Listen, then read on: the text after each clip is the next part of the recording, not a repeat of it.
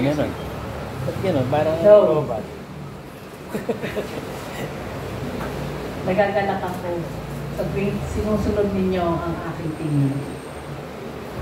Amen. Yan din ang tema ng preaching natin ngayon. Ikinagagalak ng Diyos yung mga obedient child. Kasi sa katutubo, tayong lahat mga anak ng pagsuway. Anak tayo ng demonyo nung araw. Nung magalingin ng Diyos, natawagin tayo. Ginawa na tayo mga anak. Pero, for we are in nature the children of wrath. Mga anak tayo ng pagsuway. Niloob ng Diyos na paging masunurin tayo, gumawa siya ng paraan. Being born again. Bibigyan ka ng isang bagong buhay, isang bagong pusong masunurin. Alam niyo ba kung ano ang unang disobedience na naganap kung saan? Sa langit. Yung lugar na parang iisipin mo, walang magdi-disobedience na langit yun eh. Tahanan ng Diyos yun, third heaven yun eh. Pero bakit may lumabas dun? Disobedient. Ang ama ng kasinungalingan, si Lucifer. Yun ang unang-unang disobedient eh. Nanilika ng Diyos sa langit, mayroong first disobedient na naganap. Yung pagre-rebelde ni Lucifer, naging si Satanas siya. Tapos yun ang mga unang disobedience dito sa lupa naman. Si Eva, si Adan naman. Kasi si Lucifer, hindi niya dininig ang tinig ng Diyos. Ang dininig niya, yung tinig ng sarili niya. Sinunod niya ang sarili niya. Si Adan naman, hindi niya dininig ang tinig ng Diyos. Ang dininig niya, tinig ng asawa niya. Kaya yun ang disobedience. Basahin ko sa inyo na tayo sa katutuboy. Lobat na naman. Palitan mo.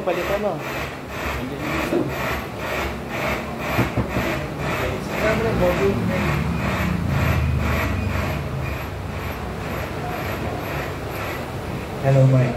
Mike, this hello. Dapat i-charge. May charging ako doon sa sa may left side. Lakasan mo ng konti. Hello, Mike. Saan ba tayo nandun? Nasa langit na tayo. Nasa lupa. Nasa lupa. So, pumasok ang kasalanan sa sanlibutan dahil sa kasalanan ng isang tao, si Adan. Nahawa ang buong sanlibutan sa kasalanan ni Adan. Ngayon, bumaba naman ng isang tao na naging tao, si Kristo naman, para linisin ang lahat ng kasalanan at bigyan tayo ng isang buhay na walang hanggan. Ngayon, ito pag-iingatan natin, yung patuloy na pagiging disobedient. Kasi ito magiging dahilan para hindi ka makapunta sa langit eh. Si Lucifer nga nasa langit na eh, nasa tahanan ng Diyos dahil sa hindi niya pagsunod, nawala siya sa kaharian ng Diyos.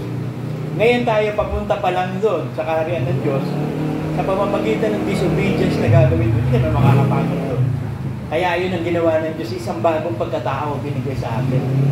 Hindi lahat ng tao may bagong pagkatao eh. Lahat ng tao luma ang pagkatao, old self. Ngayon, minagaling ng Diyos, kung mo alam ng Diyos kung sino yung tatanggap sa Kanya, sino yung mananampalataya, binigyan niya ng bagong buhay. A new resurrected life. Buhay ni Kristo. Kaya magiging katulad tayo ng Panginoon Jesus na napaka-masunurin sa Ama. Walang sinalita ang Ama na hindi niya dininig. Walang salita ang Ama na hindi niya sinalita. Kaya sabi ng Diyos, siya ang aking kinalulog ng anak eh. Ang aking bugtong na anak. Ang kaisa-isa ay akong bugtong na anak. Si Kristo, ang bugtong na anak ng Ama. Na napaka-masunurin hanggang sa krus. Hanggang sa lahat ng plano ng Diyos, lahat ng plano ng Ama, lahat ng ipagagawa ng Ama, ginawa ni Kristo. Ganon din tayo. Kaya tayo tinawag ng Diyos, sinilang na muli, para maging katulad ni Kristo at magawa din natin lahat ng iuutos ng Panginoong Jesus. Kasi ang lahat ng kapangyarihan, ibinigay na kay Kristo eh, sa langit at sa lupa. He is the judge of the living and the dead. Siya ang hahatol eh. Siya na ang binigyan siya ng kapangyarihan humatol na sa lahat. Kailangan lang maging obedient talaga tayo. Basahin natin ang Colossians 3:6.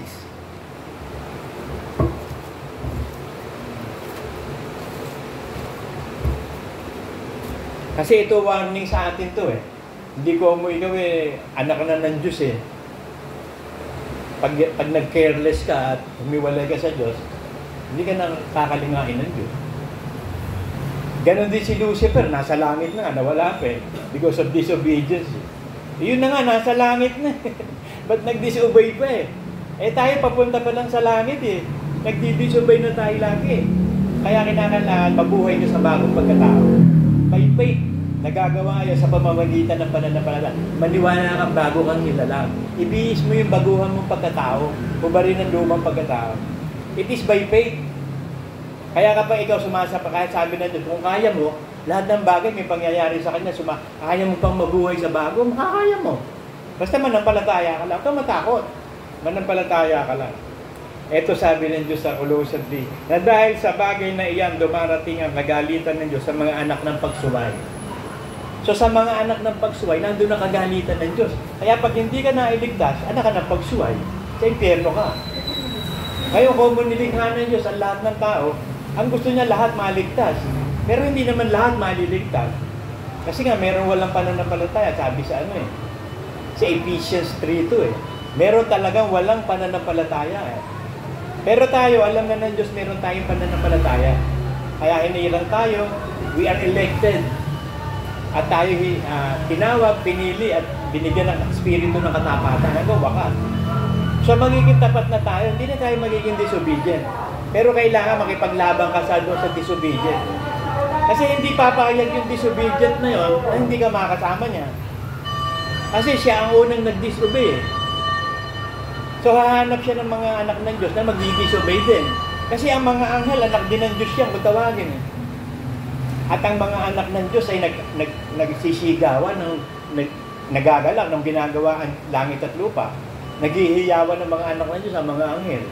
Pero kita mo, si Lucifer kahit anak na ng Diyos, kita mo dahil sa disobedience, pumunta ng impyerno. Wala sanang impyerno Kaya na magkakaroon ng impyerno dahil kay Lucifer nga gagawa tuloy ng dagat-dagatang apoy para sa at sa 1/3 angels niya. So kasama na doon ang lahat ng mga nilikha ng Diyos na hindi mananampalataya kay Kristo. Kasama na lahat doon. Merong isang araw yan, sabi sa Acts 17:31.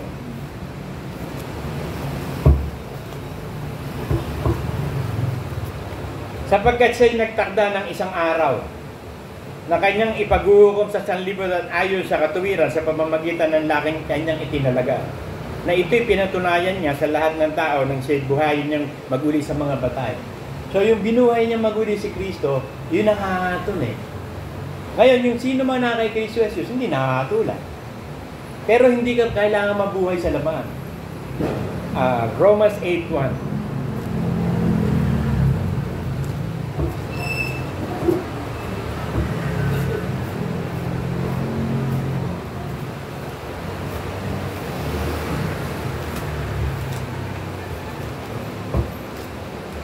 Yung turo ng mga evangelist nung araw, naririnig ko ito accept Jesus Christ and you will be saved. Not by your works, it is a gift.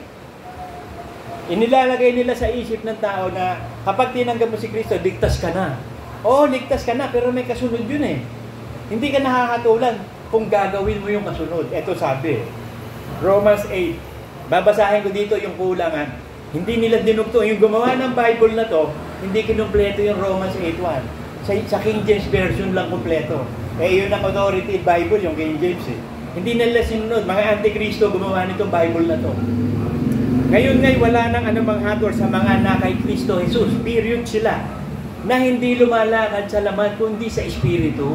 Ibig sabihin, masunurin ka na. Kasi yung laman, masuwayin ka O hindi ka nakakatulan kung hindi ka na mabubuhay sa dati. So bago na. Kasi yung bagong buhay mo, hindi na nakakasala yun Kaya nga lumikha ng bago para hindi magkasala Para mabanal ka.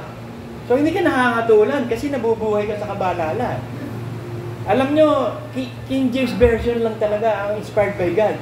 Tinignan ko nga yung New King James Version, kulang-kulang Yung 1 John 3:5-7 doon, kulang, wala sa New King James Version. Inalis nila. Pero yung talagang original na King James Version, yung meron mga thou, thy, shall, mga ganun ba mga words? Yun lang ang dapat nilang palitan. Yung thou, gawin nilang da. Yung thy, gawin nilang da. Hindi Pati yung buong words, pinalitan Gusto nilang i-deceive, gustong i-deceive ni Satanas sa mga tao. May i-deceive ba ni Satanas ang anak ng Diyos? No way. Kaya nga wala siya nagawa sa anak ng Diyos Biriin mo, talagang 3 greatest na temptation ang ginawa niya kay Kristo. Alam niyo yung temptation na yon. Di ba tumakbo siya sa nangayaw Bahagyang buntot, takbo eh. Hindi niya kaya ang anak ng Diyos. Si Kristo, hindi niya na kaya. Kaya nga, tumakbo si Satanas. Ganun din, si Satanas, hindi niya tayo kaya. Kasi mga anak tayo ng Diyos eh. Ang gumagawa sa atin ng Panginoong Hesus sa pamamagitan ng Espiritu Santo. So, pag nakita ni Satanas na hindi ka sumasampalataya, luma pa rin yan, patay ka na kay Satanas. Kabisado ni Satanas sa pamamaraan sa old self. Kasi meron tinatawag na old pattern of mind eh. Kita mo, meron tayong memory. Usually, ang pumapasok sa isip mo, yung mga dati pa eh, puro dati. Wala namang bago eh. Puro dati ka sabi nila, wala namang bago sa ilalim ng araw. Yung naganap na, at yung magaganap pa, naganap na rin. Walang bago. Yan pa rin yung mga espiritu na yon. So, ang gagawin ni Satanas sa'yo, gagawa siya ng paraan, mabuhay yung dati mo. Ang pamamaraan doon, tokso. Alam ni Satanas ang kahinaan mo. Kasi mula nung sanggol ka hanggang sa lumaki, nasubaybayan ka niya. Nasubaybayan ka ni Satanas. Kaya alam ni Satanas kung paano ka papasukan. Tingnan mo si Eva. Alam ni Satanas kung paano papasukan si Eva. Si Adan hindi. Matatag si Adan eh. Ang problema, si Adan naging disobedient. Imbis na tinig ng Diyos ang sundin niya, tinig ng babae, ng asawa sinunod. Kaya nagkasala si Adan. Kahit si Eva pa ang nadaya, nakasala si Adan. Bakit? Direct authority si Adan eh. Si Adan ang nilikha ng Diyos sa alikabok, hindi naman si Eva eh. Si Eva nilikha sa pamamagitan na ni Adan eh. Buto at buto, laman at laman, dugo at dugo ni Adan. Pero si Adan, galing sa alikabok yan, siya yung nilikha ng Diyos. Ngayon, nung makita ng Diyos, it is not good for a man to be alone. I will create a helpmate. Ibig sabihin, alalay.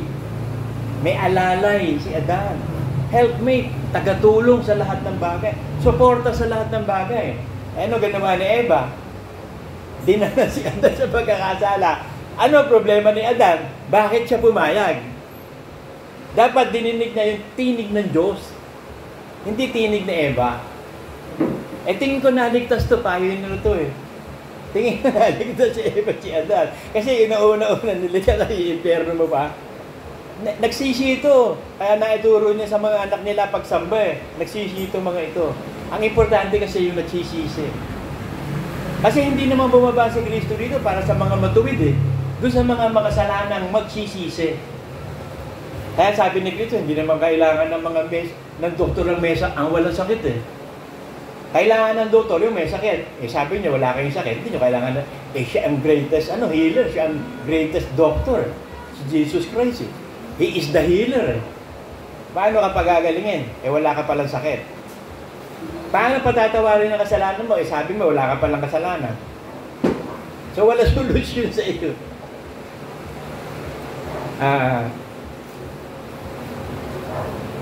Kung ang buhay ni Kristo magiging buhay natin, we will be glorified. Sabi sa Colossians 3:4.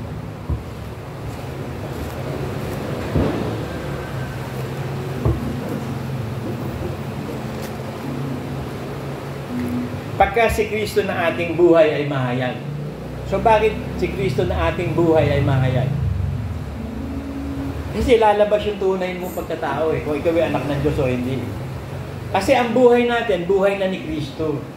Bagong nilalang na anak na ng Diyos. Yun na yung bagong buhay natin. Ngayon kung mahayag yun, na nabubuhay ka sa bagong buhay, mahayag nga kayo nakasama niya sa kaluwalhatian. So kung mabubuhay ka sa bagong buhay, sa pagiging anak ng Diyos, i-glorify ka ng Diyos. Ako'y wala na ako nabalitaan doon sa mga unang Kristiyanong ko noon, yung mga charismatic nung araw. Ang gagaling no, sina Billy Graham. Sino pa ba yung mga mga preacher na yun? Ang dami mga preacher. Accept Jesus Christ and you'll be saved. Itinuro nila sa tao, wala ka nang gagawin. It is a gift. Oo, it is a gift of God. Kasi hindi kayang gawin ng tao, hindi sa sarili niya. Paano naging gift of God? Ang Diyos ang gumawa. Paano? Binigyan ng bagong buhay. Binigyan ng Espiritu Santo. Binigyan ng bagong Espiritu. Inalis yung dating pusong matigas, pusong laman. Basahin nga natin yung ginawa ng Diyos na yun. Hindi marurunong itong mga ito eh. Ezekiel 36.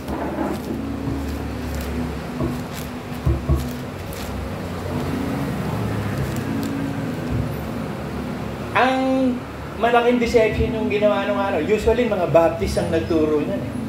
Accept Jesus Christ and you shall be saved. Tama. Accept and you shall be saved. Believe in Jesus and you shall be, and have faith. Ipaliwanag mo ano yung faith.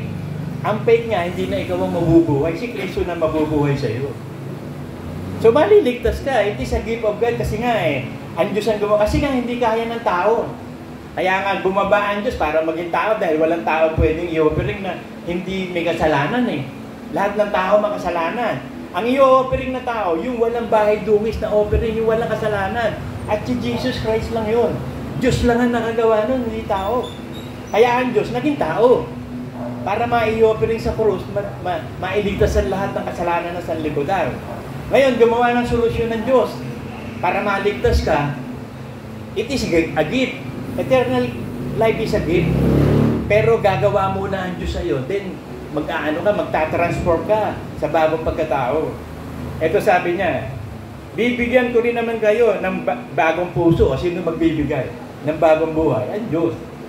At lalagyan ko ang loob ninyo ng bagong diwa. Sino maglalagay ng bagong espiritu? Ang Diyos. At aking aalisin ng batong puso sa inyong katawan. Sino mag-aalis ng datihang pagkatao? Ang Diyos. Paano ginawa? Pinako yung dating pagkatao sa krus kasama ni Kristo.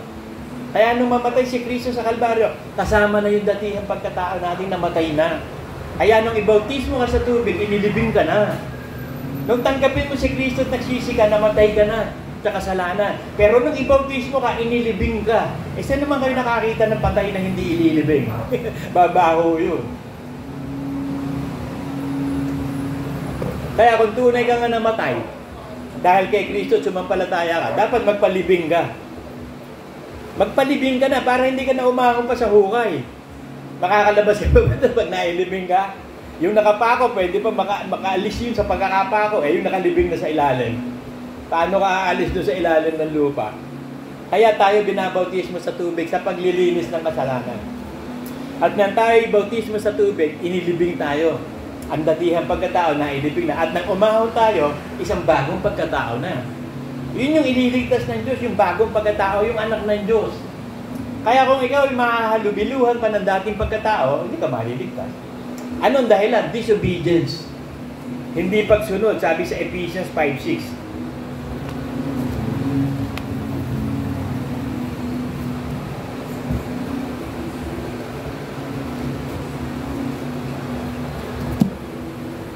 Huwag kayong madaya ng sino man na salitang walang kabuluhan. Sapagkat dahil sa bagay na ito'y dumarating ang galit ng Diyos sa mga anak ng pagsuway. O huwag daw kayong madaya ng mga preacher. Yung mga nagpipreach na accept Jesus Christ, you shall be saved. No more good works. Oo, no more good works na sarili mo. Ayaw nilang ipaliwanag yun Ang gusto nila, tanggapin mo si Kristo, ligtas na. Ba't ang demonyo, tinatanggap, nanginginig pa. Maliligtas ba? Kaya nga may impyerno. Dahil ko sa hindi nila pagsunod Sabi sa Matthew 25:34.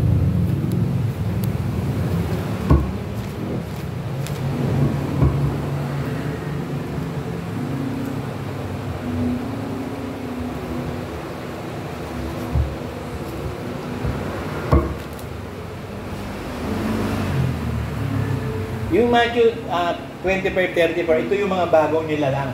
Ito yung pinagpala. Ito yung pupunta sa langit. Kung magkagayon, sasabihin ng hari sa nasa kanyang kanan, magsiparito kayo mga pinagpala ng aking Ama.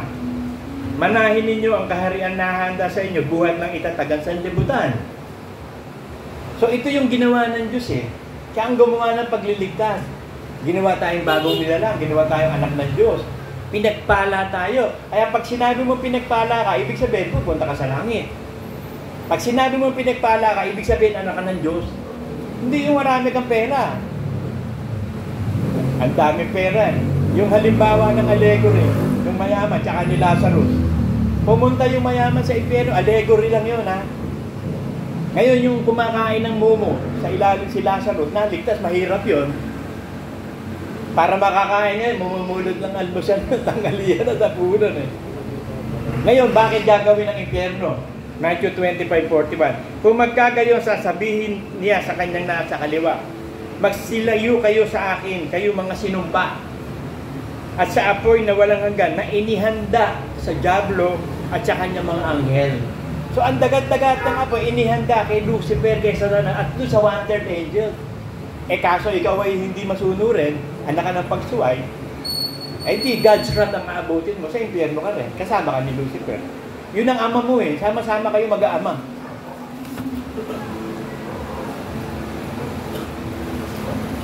Sabi sa Romans 5:19, kaya pumasok ka sa kasalanan. Romans 5:19.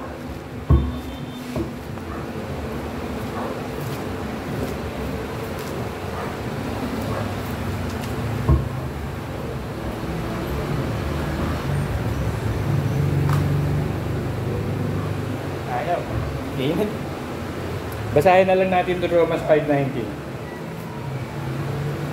Sapagkat kung paano sa pamamagitan ng pagsuway ng isang tao, disobedient na si Adan, ang marami naging makasalanan. So nahawa ang marami sa kasalanan ni Adan. Hindi minana. Sabi nila, minana daw, ang dami-daming ipamamana, kasalanan pa ipamamana mo. Hindi nahawa, hindi pinamana. Ano yung Diyos magpapamana ng kasalanan? Si Adan magpapamana ng kasalanan. Magulang ka. Pag magulang ka, ano ipapamana mo sa anak mo? Di ba kayamanan? Bahay at lupa, kotse? Ba't kasalanan sinabi pinamana? Hindi, nahawa. Dahil sa kasalanan ni Adan, nahawa ang marami. Nagkaroon ng kasalanan. Ay naging kasalanan, gayon din sa pamamagitan ng pagtalima ng isa, ang marami magiging matuwid. O dahil sa pagiging obedient ni Jesus Christ, marami magiging obedient at saka matuwid.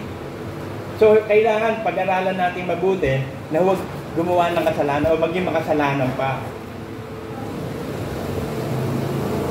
Romans 2:48.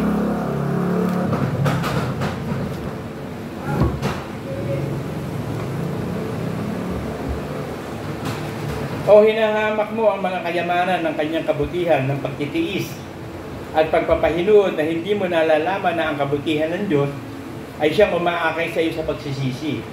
Dadapwat ayon sa iyong katigasan at iyong pusong hindi nagsisisi, dahil sa awa ng Diyos, binigyan tayo ng Diyos na makapagsisi. Nung makapagsisi ka, manampalataya ka, naging anak ka ng Diyos, bumalik ka sa dating pagkatao, ang sinasabi naman sa iyo, dahil sa iyong pusong hindi nagsisisi, ay nagtitipon ka sa iyong sarili ng poot, sa kaarawan ng kapuotan ng paghahayag ng tapat na paghuhukom ng Diyos. Yun ang tapat na paghuhukom ng Diyos. Meron siya katarungan. Hindi ka sumusunod, tapos nililigtas ka pa. Ba't ba inali si Lucifer na naging Satanas sa langit? Hindi nga sumunod Alam nga man, mag-iipon ng Diyos naman hindi masunurin. Ang iipunin ng Diyos sa kanyang kaharian, yung masunurin sa kanya. At si Kristo nga ang unang-una.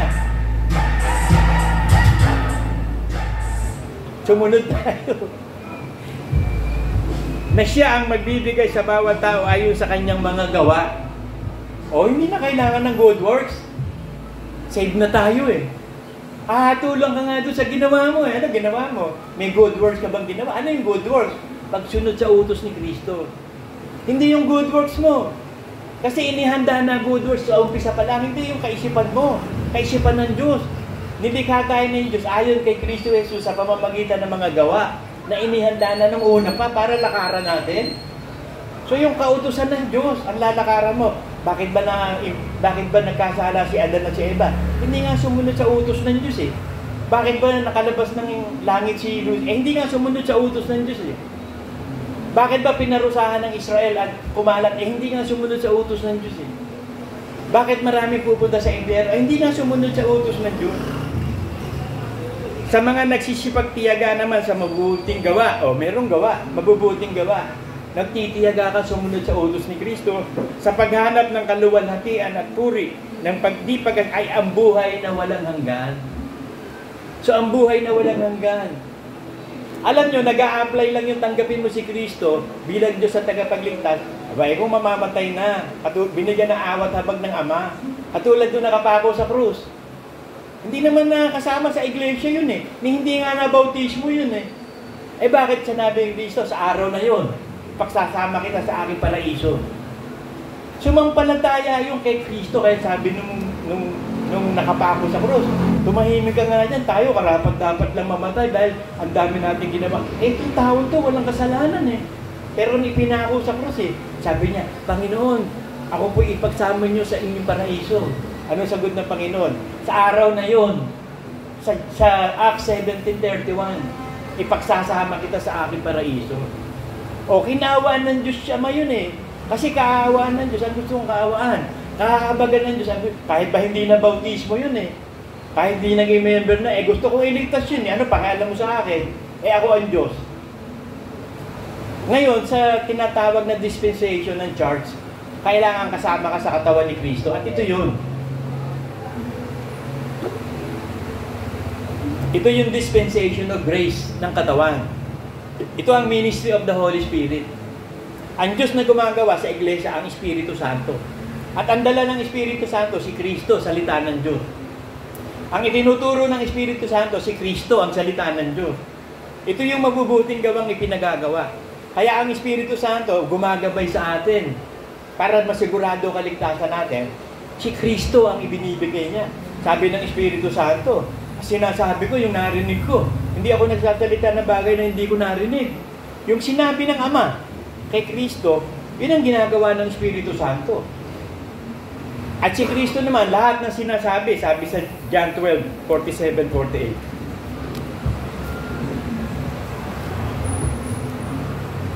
Yung lahat ng sinasabi ng Ama, ginagawa niya. Sapagkat ako hindi nagsasalita ng mula sa aking sarili, kundi ang Ama na sa akin na nagsugo. John 12:49 to At siya'y nagbigay sa akin ng utos kung ano ang dapat kong sabihin at kung ano dapat kong salitain. So ang Ama nagbibigay ng utos kay Kristo kung ano sasabihin niya, kung ano sasalitain niya. Ang Ama nagsasabi sa kanya. Kung masunurin si Kristo, lahat ng naririnig niya sa Ama, yun ang sinasabi niya. Kaya tayo naging Kristiyano, narinig natin ang tinig ng Ama at natuto. Ang sino man nakarinig sa tinig ng Ama at natuto, lumalapit kay Kristo. At sabi ni Kristo, ang lumalapit sa akin, kailanman hindi ko itataboy. Bakit? Bigay ng Ama eh. Ngayon, ano ginawa ng demonyo? Naghasik din siya ng binhi, ng damo sa iglesia. Ngayon, kung malapit na ang anihan, kasi hihiwalay na ang damo sa trigo eh. Binubunot na yung mga mga hindi tunay na. Bakit? Mangungunti tayo. Halimbawa, nakakita ka ng palayan, ang daming tanim, green na green. Alam nyo ba yung damo at saka yung palay? Pag tumubo yan, pareho-pareho. Malalaman mo lang yan, pag tanda, pag laki, walang bunga. Yung damo, walang bunga. Yung trigo, may bunga. Kaya hindi, sabi ng Diyos, dahil kailangan magkabunga. John 15:16. Ako hindi nyo hinirang. Ngunit kayo hinirang ko at akin kayong inihalal upang kayo'y magsiyaot at magsipagbunga at upang manatili ang inyong bunga. Ano yung bunga na yun? The fruit of obedience. Manatili sa iyo yun. Huwag kang tatalikod sa pananampalataya.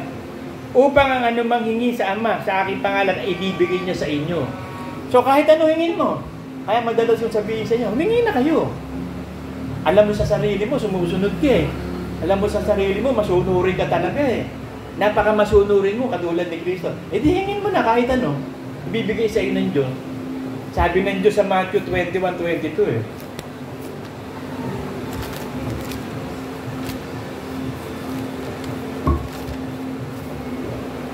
At sa lahat ng mga bagay. Ano ba yung sa lahat ng mga bagay? Everything. Biruin mo to, everything. Lahat ng mga bagay na inyong hihingin sa panalangin na may pananampalataya. Ibig sabihin, kung mananalangin ka at hihingi ka, yung may ano yung pananampalataya? Pagsunod. Hindi ka naman sumusunod, hingi ka ng hingi. Paano ka tatanggap? Wala kang pananampalataya eh. Ang pananampalataya kay Kristo na siyang umibig sa akin. Hindi na ako ang nabubuhay sa aking laman, kundi si Kristo na ang nabubuhay. At ito'y pinamumuhay ko sa laman sa pamamagitan ng pananampalataya kay Kristo.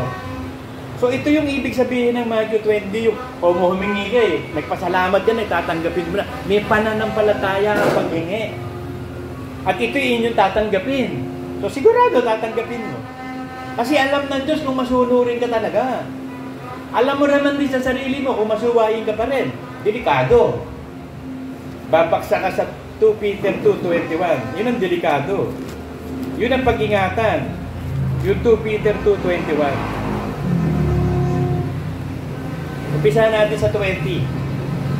Sapagkat kung pagkatapos na sila'y makatakas sa mga pagkahawa sa sanlibutan, o nahawa tayo sa sanlibutan sa kasalanan, kaya naging anak tayo ng demonyo.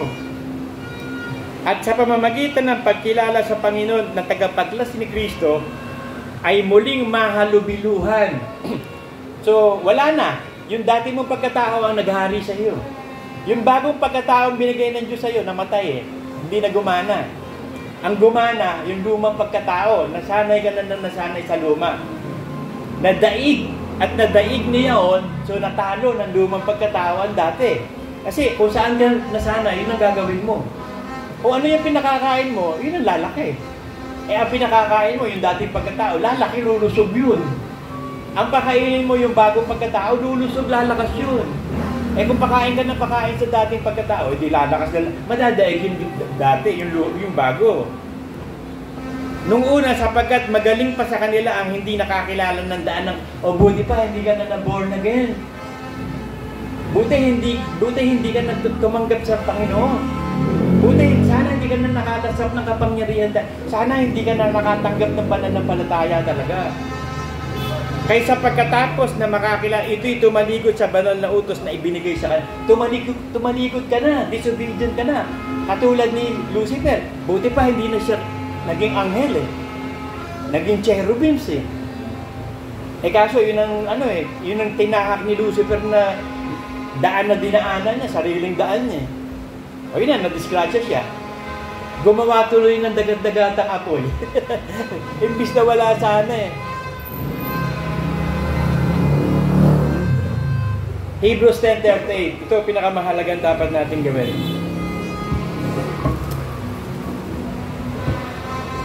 Ngunit ang aking lingkod na matuwid. Ibig sabihin, ang mga lingkod ng Diyos matuwid. So pag sinabing naglilingkod ka sa Diyos, matuwid ka. Ano ba yung matuwid? Si Kristo ang matuwid. Paano ba naging matuwid tayo? Dahil ang salita, ang kautusan ni Kristo ay banal, matuwid at mabuti. Sinusunod natin ang utos ni Kristo, kaya naging matuwid tayo. So lingkod tayo ng Diyos. Kasi hindi ka pwedeng maglingkod nang hindi ka matuwid. Ano paglilingkod gagawin mo kung masama ka? At ang aking lingkod na matuwid ay mabubuhay sa pananampalataya. So kung maglilingkod ka sa Diyos, mabubuhay ka kay Kristo.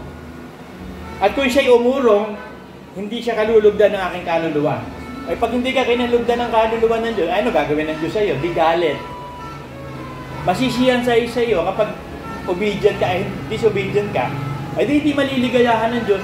Kaya sabi, ang panalangin ng masama, karumal-dumal sa Diyos Ang panalangin na matuwid, ikinaliligaya ng Diyos, mga kapatid. So, magsumikap tayo, maging masunurin palagi araw-araw. Amen.